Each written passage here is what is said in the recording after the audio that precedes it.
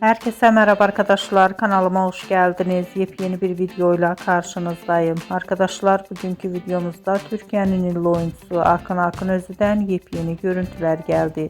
Akın Akınözü anneler gününde annesinin bu fotoğraflarla anılarını paylaştı. Ben de bu görüntüleri sizler için YouTube kanalımda video halinde sunuyorum. Umarım beğenirsiniz.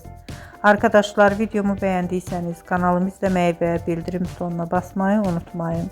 Şimdilik benden bu kadar olsun. Yeni videomuzda görüşmek üzere. Hoşça kalın.